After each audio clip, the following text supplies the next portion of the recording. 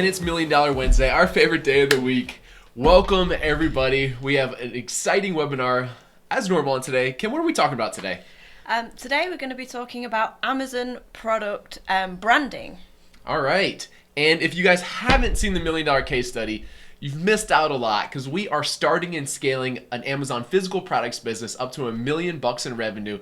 We're showing you guys what products we launch, and we're being totally 100% transparent along the whole process so you can learn from us, learn from our successes as well as our failures, how to successfully launch one of these businesses. And we're donating all the money we make from the case study to Pencils of Promise to build schools in underprivileged areas around the world. So it's a really exciting thing to be a part of. With that being said, you ready to get started or what? Yep. All right, let's do it. So we've prepared a few slides for you guys today. We also will show you some other things here on video. And by the end of this webinar, you will know everything you need to on how to create good packaging and other things to think about for your particular product. All right. So, session number 7. Kim, tell us about our giveaway. Okay, so each week we are doing a giveaway, and it's an opportunity for you guys to get involved. We don't get a whole bunch of applicants each week, so you really stand a chance of winning. We're selecting 3 winners every single week. The prizes are you can win a Pro extension, the web app, or you can get featured on our website. We're also giving away t-shirts. So if you want to join, enter the giveaway, you need to go to junglescout.com/giveaway. And we're selecting a winner for every single week for all of 2017. So if you're watching the replay and it's still 2017, don't feel like it's too late. We have a couple winners for this week. Stephen Lathwell and Bert Matthews. They had some really nice things to say about Jungle Scout and the $1 Million Case Study, and it's inspiring and cool to hear other people's story who are following along, who are launching products with us, and they're going to grow and build these freedom businesses along with us. So Stephen gave us a nice picture of him in his bed here following along with the $1 Million Case Study. It's always cool to see you guys, like in your own environment following along with this. That's awesome. We also have Lisa Renee, who's the winner of a Jungle Scout t-shirt, and Amelia, our community manager, will reach out to all of you guys to make sure you get set up with your particular prizes. So, where are we at? We started with the $1 Million Case Study. Phase 1, we launched a product in the US store. It was this one, this hooded baby towels. We also have our jungle sticks, which we've launched now a year and a half ago. We're at about $330,000 in revenue. Our goal is $1 million though, so we're only about 1/3 of the way there. In part 2 of the $1 Million Case Study, the Europe edition, Kim's doing all the work this time, thankfully. Kim, where are you at with your product? Okay, so the first 6 sessions, which you can go and check out the recaps if you missed out. So we started with, I built a list of product ideas. I did my advanced product research, and then I started to look at the profit analysis so that I could pick the right product idea. And at that point, I started my supplier outreach, picking manufacturers. I've ordered some samples already. They're on the way. I think the first one comes next week on Monday. And then I looked at product design specifications as well, how I'm going to make this product stand out against the competition. Then we had a look at an introduction to VAT, and then today we're going to talk about product branding for Amazon, including packaging, brand registry, and all the other things that go along with it. And a quick note on the VAT stuff. We understand there's still a lot of questions around this, so we're actually working with a few different accountants and VAT specialists in Europe to put together like the ultimate guide to VAT for you guys. And we'll make sure that everyone on the $1 Million Case Study list is given this once it's ready, and that should answer every question you have about VAT. Because at the end of the day, what we've realized is it's not that complicated. There just needs to be a guide that we're going to put together to simplify it so you can really easily understand this stuff. So it's nothing to hold you back from starting one of these businesses. All right. What are you working on? Okay, so my week to week, it varies, but at the moment I'm working on, so I'm communicating with the suppliers every day. So like I said, I've ordered some samples now, and I'm communicating with my suppliers on Skype and WeChat, and I'm asking them for updates on when the sample's going to arrive. Have you got a tracking number? I've also started to talk to them about different packaging that I might want for my product, which we're going to cover today. So maintaining constant communication with them is key, and starting to really get to know them as well, which is great. What would you say? So, like, do they seem pretty responsive? Do they speak good English? Like, for someone who's like never like communicated with these factories before, give us like a little more like insight. Yeah, so now that I've got them on Skype and WeChat, some of them prefer to use Skype, some WeChat. I've found that they're very responsive. Generally, they will talk to me in their working hours, but some of them will respond out of hours for them as well. So it's just a case of knowing when they're online. So right now I'm in Vancouver, so I know that they tend to come online about 5 p.m., 6 p.m. my time. So I can put in a few hours to get a few constant communications in. And in terms of their language, their English is very good. It's not perfect, obviously, but it's really easy to understand. They're really polite and friendly and easy to speak to. So it's going well. And have you just done like text messaging, or have you ever gotten like a phone call or video call? Haven't done any video calls yet, but I think when the samples come in and when it gets to the point of me wanting to maybe suggest improvements on the sample on how I want the product to turn out eventually, maybe I'll get them on a call for that to make it a little bit more responsive and get an honest response over a call. Yeah. And do you have any tips for the audience, like any like just little tips or tricks that you've learned that can make the process easier for them? I'm putting you on the spot here. So definitely getting away from like the Alibaba messaging system, and that's a good one, because that can take forever. If you're like exchanging emails and it's like just one a day because of opposite time zones, that can like take forever. So yeah, that probably alone, right? Like just get on WeChat or Skype Messenger, like you can get all your questions answered so much faster. Another tip would be to ask like one question at a time. If you send lots of text in one block, their English is really good, but you know it can be really confusing for someone who doesn't have English as their first language if they get a whole bunch of questions in one go. So if you've got them on Skype or something and you're doing like instant messaging, you could just send one question at a time, get the answer to that, then send another one. If it helps to keep a list of your questions, you can do, but I tend to find you get better answers that way. Nice. All right. And we realize that there's a lot of you guys following along this case study, and at points you might get overwhelmed. Like, you know, maybe like you're still doing your product research because you got started a little bit late, and Kim's already talking about branding and talking to suppliers and stuff. We really just want to like emphasize to you guys that we are giving you all the information that you need to know to start and launch and scale one of these physical products businesses, okay? So we encourage you guys to do like what I like to call like just-in-time learning. So don't, you know, if you haven't found your product yet, you still need to go back and be using Jungle Scout to help you like find that product, because that's the first step, right? And then contact factories. And you know, you don't need to be worried about like branding or packaging design before you start to contact the factories. So we have 2 links here for all of the resources for the $1 Million Case Study US as well as Europe. And we're going to be continually every week putting out these webinars to teach you guys what you need to know kind of as the next steps. So don't get overwhelmed with it. If you break it down, you know, into these individual pieces, all of it, like all the steps individually are pretty easy. So today we're going to cover a little bit more about finding the perfect brand name and ideas of how to come up with these brand names, because we understand that it's often easy to kind of get stuck, like, hey, what should I name my particular product? Considerations you need to keep in mind for design and photography. Same thing with packaging design. We have some tips to go along with it, as well as some things that are more like business decisions or like more like legal type stuff, as far as like, you know, how do I get my barcode? What do I put on my packaging? What is this that I hear about Amazon brand registry? Do I need a trademark? Is a trademark required? We're going to talk to you about all that type of stuff today. So, Kim, what brand ideas do you have? So, I guess I'll preface this with saying that, you know, we have Jungle Scout, obviously like JS. We have Jungle Sticks JS, Jungle Snugs JS. So we really wanted this just for like fun. This is no like business point to it at all, but just for like fun reasons, we wanted like something Jungle S. Yeah. So these aren't the best names, but we wanted to stay within our little cool family we created. Yeah, so these are the top 4 that I found over the past week or so that fit into that description of having the JS. My favourites right now, I think, are Jungle Spirit and Jungle Slumber.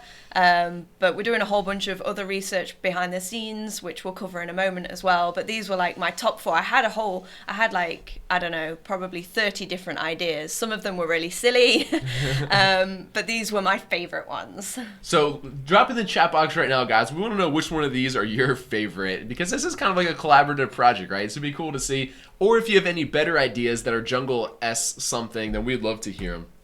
But we understand it's kind of difficult if you're sitting there by yourself trying to think of what you should name these products. And at the end of the day, to be completely honest with you, it doesn't really matter that much. It's not that big of a deal. However, I know people tend to get stuck on this, so we want to give you some tips to make sure that this isn't hanging up your particular Amazon business. So here are a few ideas, and these are the same things that Kim did. Write down all your ideas. She said even the silly ones here.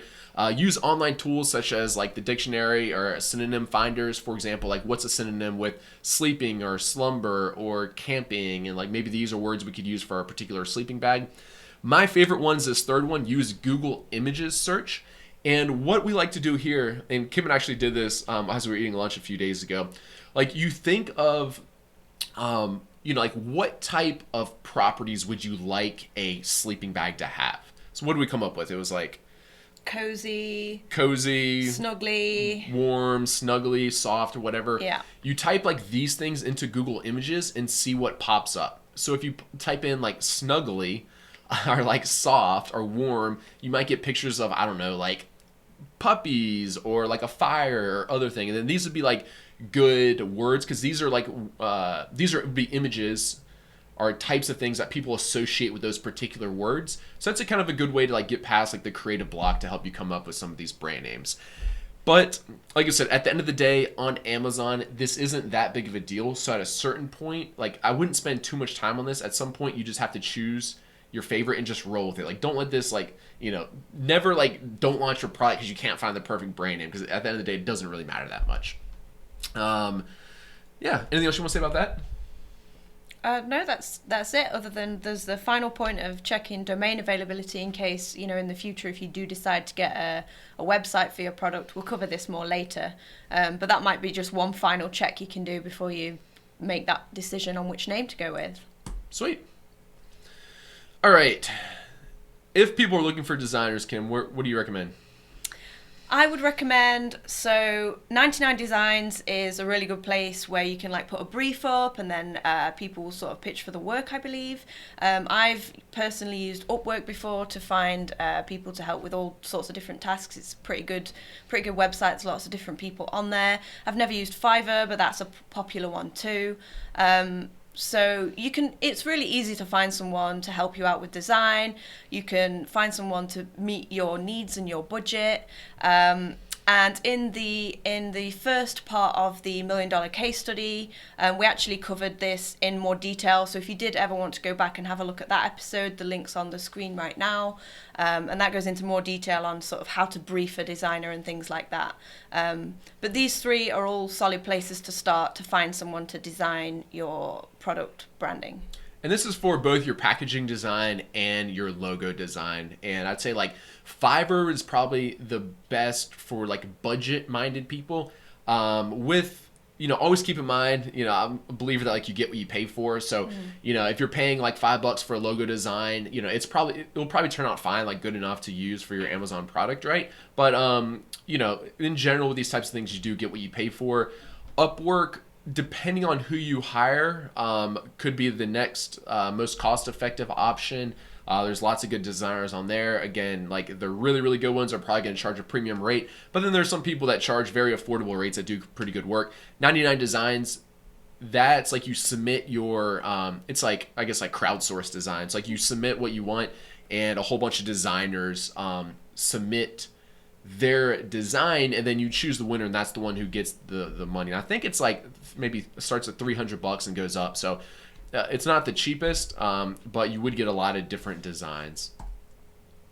All right, so we wanted to start thinking about our designs and our different types of packaging. So we didn't really know for sure where to start. So what we actually did was we ordered some of our competitors off Amazon. This is actually off Amazon Canada, but we just wanted to get an idea of what other people are doing for this packaging. So Kim has a whole bunch of stuff here. So we have different options, right? This is like a private label seller, and all this person did was they just their sleeping bag already came like in a bag. So all they did was put a polypropylene or a plastic bag on top of it.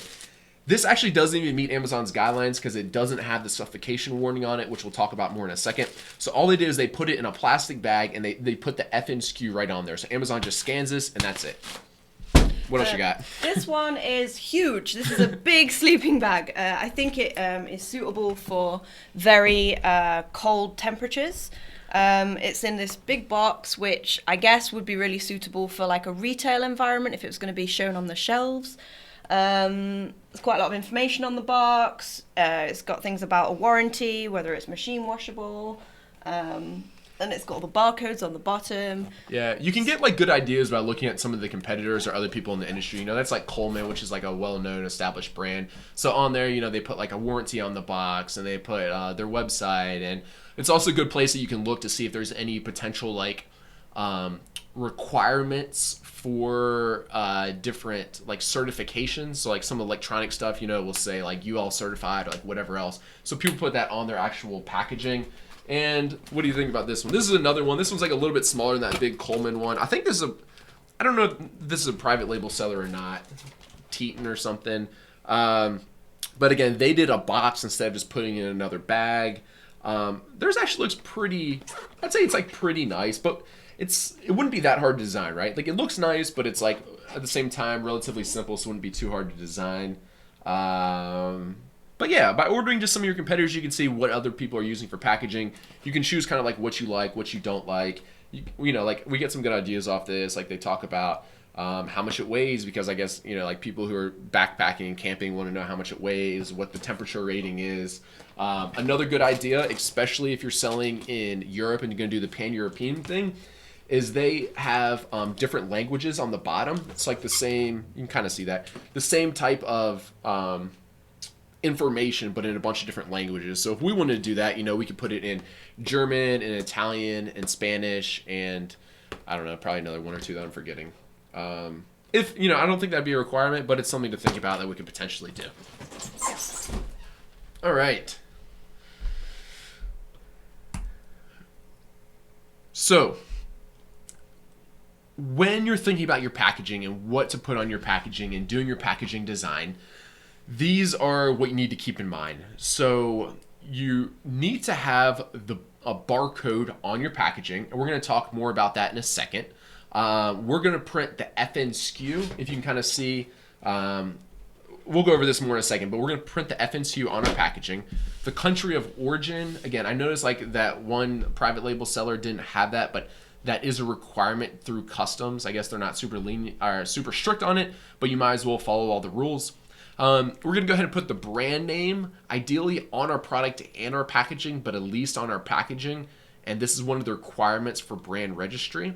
And anything else, like I was talking about earlier, any other potential like certificates that you have, you can use as an opportunity to put those on the packaging. If it's depending on the type of product, like for example, if it has to go through like the Food and Drug Administration, they might require like a stamp or like whatever else to show that you've gotten those certifications. And that's going to vary for product to product. So I would recommend for you guys to look at your competitors, see if they have anything packaged on there, especially more like bigger legitimate companies that are really worried about like potential legal things. And then also just like a Google search is a good place to figure that out.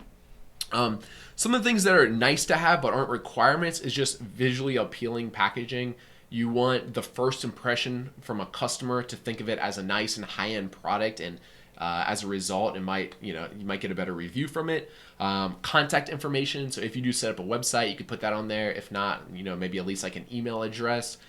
Ideally, if they have any problems, they contact you directly instead of expressing their frustration through your reviews. And then another nice to have is an insert inside of your packaging to ask for you can ask for their email address. For example, like go to jungleslumber.com and enter your email address to be entered like in a giveaway or for warranty or whatever else, or to ask them for a review. Those things are, it's relatively easy to create one of these.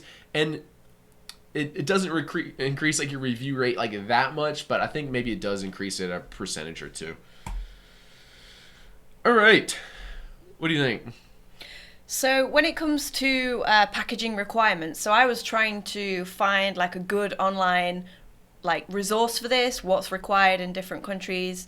There doesn't seem to be like a really great like centralized resource for this. If anybody knows any good websites for this, then drop them in the comments.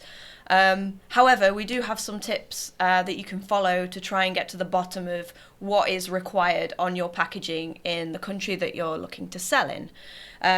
So first of all, obviously you can start with a Google packaging requirements for, and then enter the country name, do a few searches, see if you can find anything. Next, you can ask your supplier if they have standardized packaging. So I've been speaking to my suppliers every day, like I said. Since I ordered the competitor products that we just looked at, I've asked my suppliers, can you do a box? What bags can you do? Can you do inserts?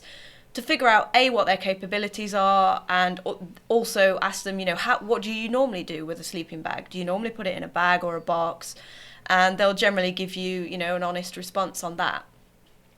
In terms of what you need to put on the packaging, probably the best bet is to ask your inspection company. Like we mentioned a few weeks ago, this is also a good place to ask about what certificates you need. So at the end of the day, these are the companies that inspect products to make sure that they're going to get through customs. So they're a really good place to ask for this sort of advice. And look at your competitors' products. So like Greg just said, if you look at like a big brand label, they are probably actually more likely to adhere to all of the rules, than a private labeler who might not have known what the rules were. So that's a good like benchmark for what actually needs to go on your product packaging too. And then just so you know, it goes without saying really, but any dangerous or regulated products or food or, there's certain types of products that will have different requirements and they will change in country to country. So you do need to do your research and follow the tips that I've just outlined. All right. These ones on this particular page, these are actually restrictions that Amazon has on their packaging. So any type of poly bag, if it has an opening of 4 inches or larger, so actually like we said, like our competitor, we're pretty sure is breaking the rules, needs to have a suffocation warning on it. And if you just Google like Amazon suffocation warning, there's a template. So that either needs to be printed on a bag or it needs to be on a label that's stuck to the bag. So keep that in mind. The only barcode showing needs to be the FN SKU. The FN SKU is Amazon's unique identifier that we'll talk more about in a minute. But no other barcodes like the UPC or EAN or whatever need to be showing. If your packaging has a greater than 1 inch by 1 inch opening, if it's like a plush or a fabric or a baby type product, then that needs to be, ideally you don't have an opening larger than that, but if you do, then it needs to have a bag around the outside. That's to keep like dust and humidity and all the stuff in their warehouses out of your product. Same thing with all baby products. If they have an opening larger than 1 inch by 1 inch, have to be in a plastic bag. And they have some other rules like for some drop tests and all that stuff. But if I were to summarize all that up, it would just need to be, you need to have durable packaging. Like if someone's carrying their stuff in the warehouse and they drop it, they need to be able to pick it back up and send it into a customer. If it's like a very fragile packaging, then that's not going to fly. So you can look at Amazon's website for like all the details, but it's essentially like if it's glass, it needs to be bubble wrapped. If it's like really thin, crappy packaging that needs to be put in a sturdier box, that kind of stuff. Like I said, if it's like fabric or plush or whatever, it needs to have a bag around it. So on the left-hand side, that shows an example. And this is straight off Amazon's warehouse website. Same thing on the right-hand side, like this baby product, it needs to put in a bag. And you can see both those bags have that suffocation warning on it that says like, this bag's not a toy. Whatever, your baby will die if he tries to jump in it. Barcodes. This is something that really confuses people. So we're going to spend a few minutes on this real quick, okay? So Amazon's unique identifier is called an FN SKU. And if you look at our Jungle Snugs packaging, this has the FN SKU on it right here, okay? So this is called the FN SKU. This is generated inside of Amazon Seller Central. And when Amazon scans this at their warehouse, this shows up in their system that it's related to your particular ASIN. If Walmart or whoever else scanned this, it wouldn't mean anything. This barcode is just for Amazon. But since we're only selling our product through Amazon right now, this is all we care about is this FN SKU. All right. So in order to get the FN SKU, you need to create a listing inside of Amazon Seller Central. And in order to create a listing inside Amazon Seller Central, you need a GTIN number, which is a global trade identification number. And this is like a UPC number or an EAN number. In North America, UPC numbers are most common. In Europe and I think the rest of the world, EAN numbers are most common. But essentially what those are barcodes that are more like universally recognized. Okay, so that's what you need to create the Seller Central listing. That's all we care about though. After that, we're only going to print the FN SKU on our packaging.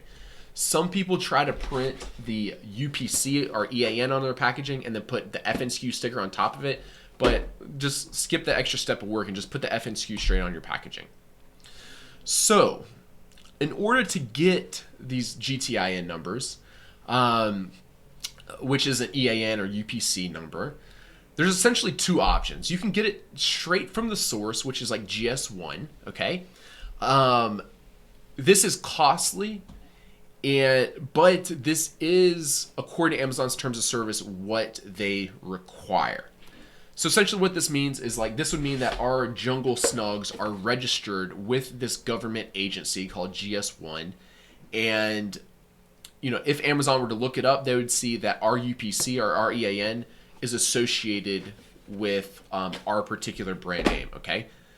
The downside of this is it's expensive. Option 2 is to get it from a third party, which is very inexpensive. You know, I bought like 25 or 50 of these, I think for like $20 or something. It's really cheap. So these are people who buy it from GS1 in bulk, then they resell it as a discount. The problem with this, if you were to look up with GS1, that particular EAN or UPC wouldn't be associated with your brand name. It'd be associated probably with the reseller that you bought it from. Technically, this is against Amazon's terms of service. I'm normally very, very strict about always following all the Amazon's terms of service. However, I will admit that this is one area that I did break their rules. I purchased it from a third party. I started doing this before brand registry changed because as soon as I sent my product in, I would make my product brand registered and then I would change my unique identifier from the UPC or EAN to something else like model number. And we're still going to do that once we get brand registry. However, the only problem now is brand registry takes a little bit longer. So I've given you all the information here. Use your like risk tolerance accordingly to decide which option's best for you. But these are essentially the two options. You can go the cheap route that technically breaks terms of service for a few months until you get brand registry, or you can go the more expensive route and never have to worry about it. One other option is a GTIN exemption. I haven't personally done this. I haven't personally talked to anyone that's been successful. It's our understanding this is difficult to get.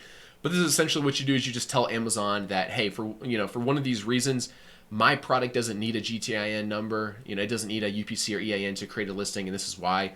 You can give this a try. I guess, it doesn't cost anything to try it, so you're welcome to give it a try. So, with all of this, you've probably heard me refer to brand registry a few times in this talk. That may be confusing to you. You might not understand what it is. So if we're just to say this real quickly, what brand registry is you're registering with Amazon that you are the owner of a particular brand, okay? This is not required at all to sell on Amazon. You can start selling on Amazon and launch a private label product and sell for the rest of your life without any brand registry. So don't feel like this is required and don't get overwhelmed by this. This is like something that you can do as like an afterthought after you've worried about like finding a supplier and launching your product and all that kind of stuff. That's at what point you can do brand registry, but we want to give you all the information about it right now, okay? So once you do brand registry, it does give you some added protection for your brand and products. And like I said, this lets Amazon know that you are the owner of this particular brand. And essentially like you kind of get like final say on if the listing's edited or this or that or the other thing, okay? It's easier to report violations if people are like using your trademark. You're able to change the unique identifier of a product from the UPC or EAN to something else, like a model number, which you can just make up. Like we'll just call these like Jungle Snugs like model bear, whatever, it doesn't matter. And just recently they released some nice perks like enhanced brand content. That's a little bit older, but videos on your listing, that's brand new. Headline search ads inside of Seller Central now are only available for the people to brand registry. So it essentially just gives you like a few more marketing options and a little bit more like, you could say like protection for your brand.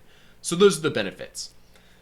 The downside to it is you do need to have a registered trademark to get it. That's like the big downside to it right now. In order to register a trademark, it takes a little bit of time. And there's a few things that you have to do in order to get a trademark. So like I said, this isn't required. You can sell on Amazon without it. It does have these perks. So it's something that you'll probably want to do at some point. But, you know, you can do this in 6 months or a year or 3 years or whatever else, or decide to do it now. This isn't something you should get hung up on. Go ahead, Kim. Tell us a little bit about these like trademark options. Okay, so when I was doing my research into getting a trademark for my product, obviously we already have the Jungle Sticks and the Jungle Snugs, and how do we go about that? Do we need to get a trademark for each one? What's the best way to do it? And essentially what I found was that you could go down kind of one of two routes. So for us, we could create a generic brand name, for example, Jungle Creations, and we could get that trademarked. And then we could use that as our trademark for any product that we sell under that trademark. So this would be cheaper. We'd only have to file one trademark or potentially more than one in different countries, which we'll cover in a moment.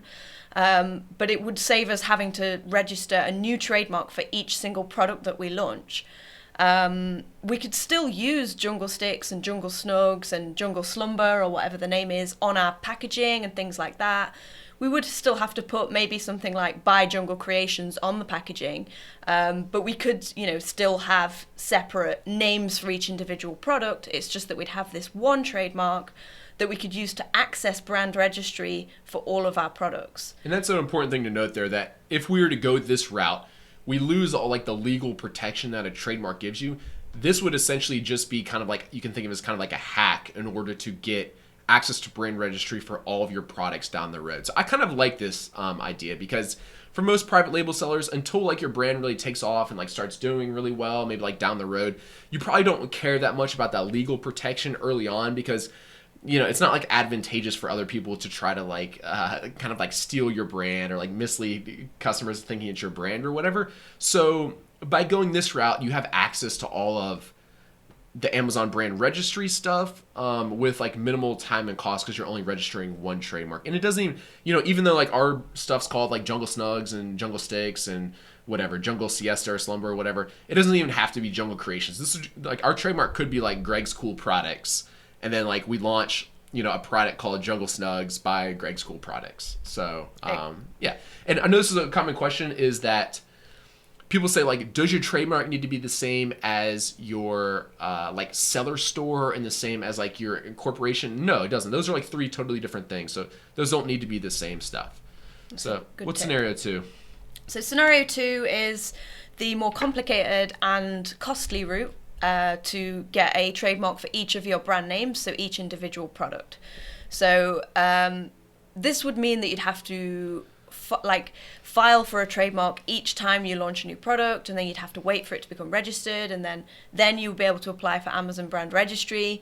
Whereas if you'd done scenario 1, you could launch a new product with the same trademark and get straight into the Amazon brand registry. So like Greg said, if you are a private label seller, even if you're just starting out, scenario 1's probably going to be the best for you, because when you start to add new products, it'd be really easy for you to then get into the brand registry with a new product. Scenario 2 would just be more costly and it would take more time. All right. So you did a little research on applying for trademarks in the UK. Tell us about it. Yep. So it was actually fairly cost effective to apply for a trademark, but then you pay. So it's £170. You can do it on the government website, and there's a link on screen. And there'll be all of these links, by the way, will be shared in the homework spreadsheet shortly. So don't worry if you don't have time to jot them down.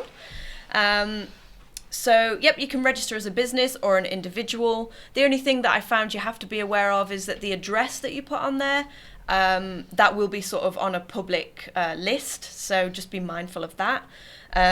So for me, if I'm registering a trademark in the UK, I need details of what I want to register, the word slogan.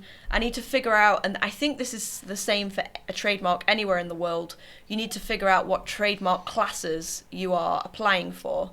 So there's lots of different classes that basically pertain to your product type. You need to figure out which one it is, or if there are several, which ones they are. And then, you also need the date that you started using your logo or mark. So the actual application process in the UK is fairly straightforward. But from the research that I've done, so trademark applications may vary from country to country, and remember that applications can take several weeks. So like Greg says, you don't have to do it right now. It's just something to bear in mind. You might want to do it at some point, but just beware that it does take several weeks for it to get processed. So make sure you account that into your timelines too. And the main piece of advice is to research first. So we actually had a lot of comments about this on one of the Jungle Scout blogs, to make sure that you're not infringing any existing trademarks before you make that application, because you're going to pay for the application. You don't want to be disappointed when they turn around and say, oh, hey, there's already a trademark exactly the same as that. So this is something to do your research before you make that application. There's a couple of links on the screen there where you can search for them in the UK and the US. So it's a public database. You can search for existing trademarks and make sure that your idea isn't already in use. And then, my emojis have gone a little bit crazy there. They were meant to be flags. So on the brand registry information pages, there's a separate page for the UK brand registry and the US brand registry. And what I found was that in the UK, you basically need to have a trademark, a European trademark. So it says France, Germany, Italy, Spain, UK, or one that's issued by the European Union Intellectual Property Office. Conversely, on the US brand registry page, it says that you can have a trademark in the US, Canada, Mexico, India, Japan, France, Germany, Italy, Spain, the UK, and the EU. So at the moment, you can get your trademark anywhere and then get in the US brand registry. But if you're selling in Europe, then you would need a European trademark. So if you are thinking of becoming an international seller, then that's something to bear in mind. Whether this will change or not, Amazon may change this in the future, so you have to keep an eye on their pages to see for any to watch out for any updates. So for me, obviously, I want to sell a product in the UK, so it would make sense for me to get a European trademark, which I can then also use to enter brand registry in the United States. That's a good kind of like hack for people too, right? Yeah. Like if you just care about the trademark for the brand registry purposes, which is a lot of our listeners for this, because like I said, you're probably not too worried about the legal protection yet. Yeah. You could just register in the EU and then still get access to the US and the EU. And I guess we haven't done it yet, but it sounds like the EU's quicker because the US takes like months. Right. So I think it's slightly cheaper in Europe too. Nice. So yeah, it's a really, really good little hack. And also I contacted Amazon support. And so basically if you want to get into brand registry for different countries, you have to apply per each country. But if you've already got that trademark that's accepted in that brand registry, then it's just a case of reapplying. So if I sell my sleeping bags in the UK and then I'm like, right, I'm going to go to Germany and the US, I'll just reapply for brand registry with my same trademark. All right. So we'll give out your homework real quickly. I guess we went a little bit faster than planned, so then we'll also have time for a few questions. So if you want to go ahead and drop your questions in the chat boxes now, Kim will talk about our homework real quick, and then I'll be happy to answer a few of these questions for you guys. Okay, so this week your homework is to create your brand name for your product. So we gave you loads of tips on this, how to think of names, and yeah, so write all your ideas down and then finalize on that final brand name that you're going to use. And as Greg said, it doesn't matter too much, so try not to spend hours and hours on this. Maybe ask your friends or family for an opinion if you're struggling to make that final decision. And then you need to figure out your packaging requirements, speak with your suppliers about this, speak to an inspection company about this. And then once you've got all of that figured out, you can start to work with your suppliers on getting that packaging designed. So for me, I'm working on this now whilst I'm still waiting for samples because I may as well get the process started. And then the final piece of homework is to get a barcode. So whether you decide to go with GS1 or whether you want to go to a third party, buy either one or some barcodes that you can use to start your product listing in Amazon Seller Central and get that FNSKU code, which will then go on your packaging too. So you kind of, you need that barcode before you can get your packaging design finalized. So that's really important. And then for bonus points, if you want to, you can start thinking about trademarks and whether you want to go down that route now or later on down the line. But at least now you know all of the information and you'll be ready to take that step whenever it suits you.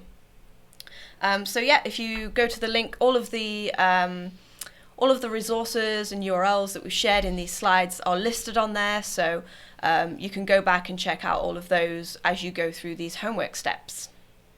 All right. Thank you very much for that. And we have a few questions in the chat box here.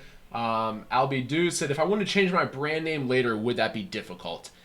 It's kind of difficult. You need, after that, to prove to Amazon that like this product is essentially was the wrong brand name. Because if you tell them there's a new brand name, well, they say, well, then you need to create a new listing.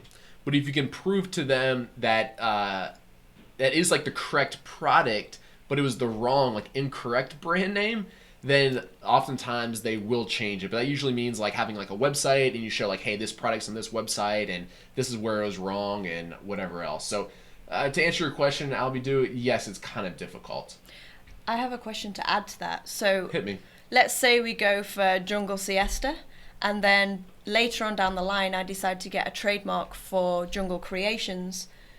Could I then just add like a tiny little thing on my packaging that's keep it as Jungle Siesta by Jungle Creations and then get that trademark? So I wouldn't have to change my brand name on my product, but I could still get into the brand registry at a later date. Would that work? If you were to do that, all right, so when I talk about brand name, I'm actually just talking about whatever brand name your product's registered under on Amazon. Right. So, like on the Amazon listing, it shows the brand name. That's what Amazon cares about, and that's what's associated with the brand registry. Okay. So if you think you're going to do like the Jungle Creations route, like down the road, it'd be better just to put the brand name right now on your Amazon listing as Jungle Creations, because if you don't have brand registry, what does that really matter anyway? Right. You know what I mean? Okay. Chris said, I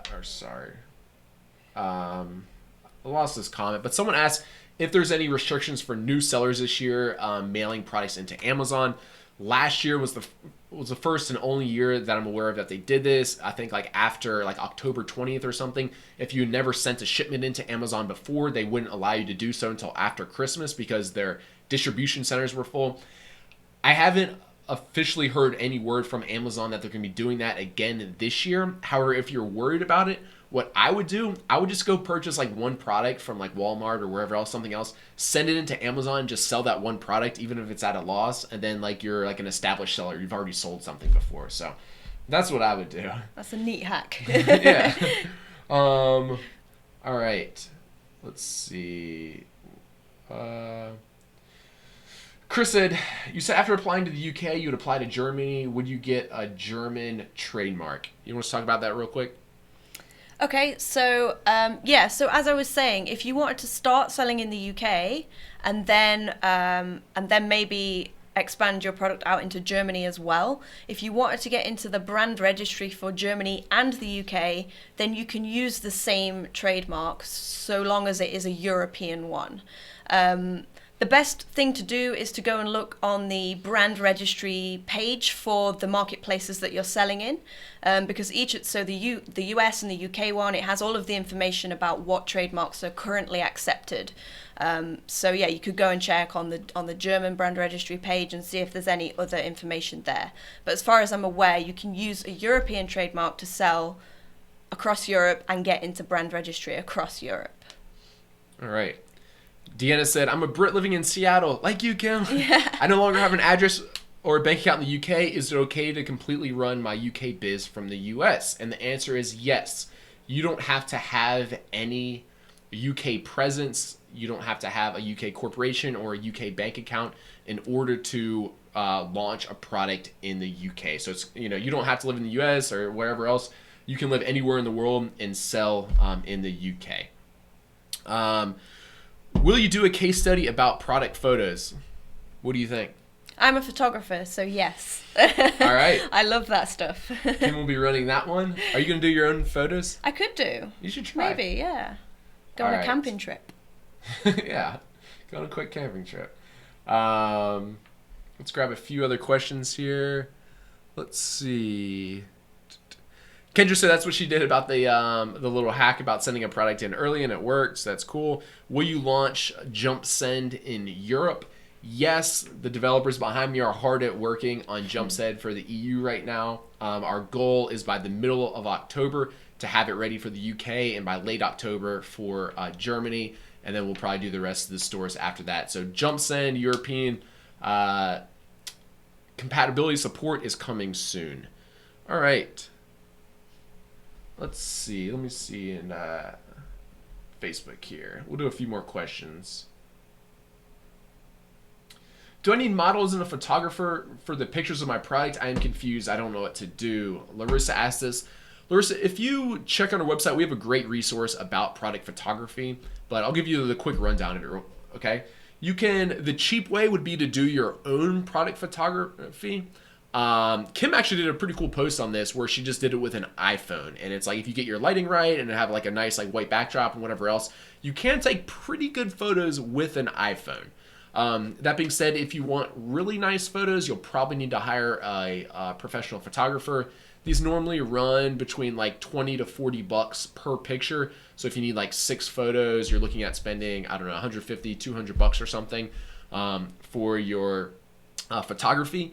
If you want lifestyle images, so those are like, if you look at our jungle snugs, like we have cute kids wearing our baby towels and stuff, those are going to be more expensive, and there's no real rule of thumb I have for those because it just depends, right? Like if you have to set up this whole scene with like, I don't know, a bunch of kids playing basketball or whatever, that'd be like, more expensive to do. So we'll talk more about pictures on your product at a later date. So Don't get hung up on that right now. There's lots of options. Some really inexpensive, some more expensive if you really want to go the high-end route, that kind of thing.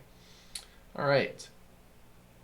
Maria says, good quality, especially if you're using the iPhone 10. So they say. We'll have to see in a few weeks when it's released.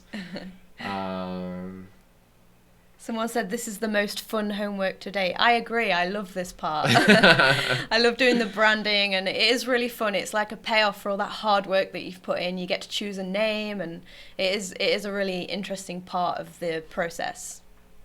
Cool. Sweet. We don't have too many questions today. I guess you must have explained things really well, Kim. If I'm based in the UK but want to sell in the US, do I register for a UK Amazon seller account or do I register for a US Amazon seller account? So you register for Seller Central in the area that you want to sell in. So it doesn't matter where you live in the world. If you want to sell on Amazon.com, you register at sellercentral.amazon.com or whatever it is. If you want to sell in the UK or Europe, then you register in that respective marketplace. And they have now combined like the Seller Centrals for North America, and they've combined them for the EU, but still like you need to register in that respective country. I think this is most of it, Kim. Awesome. Lots of nice props for Jungle Scout as well as you. We got a few comments that they're liking the new extension design. Sweet. We've been working hard on that. I'm glad you guys like it. And cool. I think that's it. So if you haven't already done so, you've made it all the way to the end, which means you must like the $1 Million Case Study. So if you could give us a big thumbs up, if you're tuning in on Facebook or YouTube or wherever else, hit the subscribe button on YouTube. That's what gets Kim and I excited to come back every week and continue to do these. So please be sure to do so. If you haven't already registered for the $1 Million Case Study, it's at junglescout.com/million. That'll make sure you get all the updates as this product and case study progresses, as well as notified about the upcoming webinars. What else am I forgetting? I think that's it. Do your homework. Yes, definitely do your homework. junglescout.com/session7-HW. Yeah. And sweet. Awesome. Thanks for tuning in. Thank we will you. see you guys next week. Take care. Bye.